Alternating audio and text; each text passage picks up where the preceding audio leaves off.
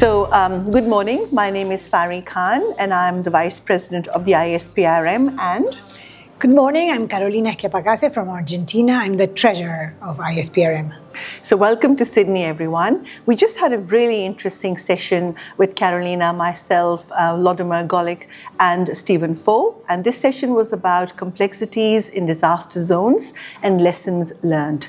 The first speaker was our keynote speaker, Volodymyr Golyk, and he presented the aspect of Ukraine, the sorts of injuries the soldiers have received there, as well as civilian casualties, and what the WHO and the rehab fraternity across Greater Europe have done to assist his country in helping the people with those disabilities as a result of war injuries. And that was very enlightening and a bit sad. And there are lots of things that we have learned from his presentation. The second presentation was Carolina's. I was talking about landmines and the rehabilitation of the victims of landmines, showing a bit that it's a subject that has gone under the radar for some reason, but it's still very active, very there. Millions of casualties and millions of people losing legs and arms and getting blind and burned. So I was just describing what is happening in very many countries and showing my own personal experience in Cambodia.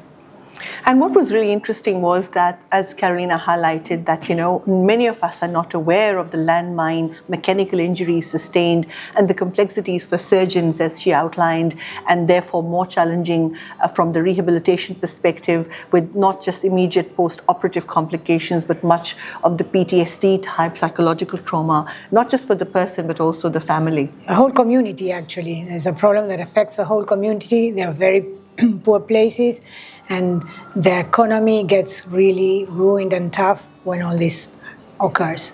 And one of the things that came up in that discussion afterwards with question answers also was that, I'm not sure if everybody is aware, but the Australasian Faculty of Rehab Medicine has got a landmine policy that was forwarded by our faculty through the Royal Australasian College of Physicians to the government, and basically highlighting the plight of landmine injuries and issues related to survivorship. And perhaps with the ISPRM, we can also endorse a united statement or a position statement on the impact of landmines and how destructive they are, and what can our member societies do moving forward in order to eliminate these sorts of injuries that are so preventable. Yeah? Yep. Okay. And then it was my turn to speak in that session, and I spoke about the disaster outcomes from the spinal cord injuries perspective. And I was able to present to my audience some of the data, just showing that all the spinal injuries are less common relative to major trauma, but very significant and very disabling.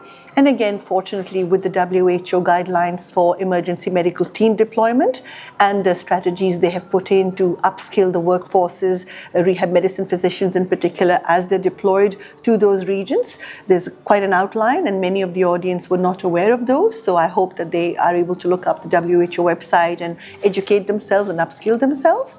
And also to congratulate the DRC committee of the ISPRM. And Carolina is currently their mentor from the presidential cabinet perspective. So it's a really good mix of her experience and all the budding young rehab medicine physicians within the ISPRM societies to learn from each other's experiences and try and do the best we can for our patients. It was a very interesting talk, very interesting data showing how important it is that we are aware of all this and how very well developed things are in Australia for covering all this up. Yes, because we have put a lot of effort in ensuring that there is an Australian component for our region, because Asia Oceania is a region of most disasters in the world, not just natural disasters, but also we've had landslides, for example, in Papua New Guinea recently, 2 weeks ago, and luckily there is the Department of Foreign Affairs supports a major initiative in the Northern Territory in Darwin, where we have the National Trauma Response Center for this part of the world, so they get deployed immediately upon request from foreign governments through the Department of Foreign Affairs. But so we are fortunate to have that. And it was interesting because after the session also there was a lot of discussion in the corridors from people who weren't able to ask questions in the session. And last but not the least, Stephen Faux spoke about refugee problem. As you know, we have many people in Australia who are in specific institutions for refugees at this stage, and some are in the community.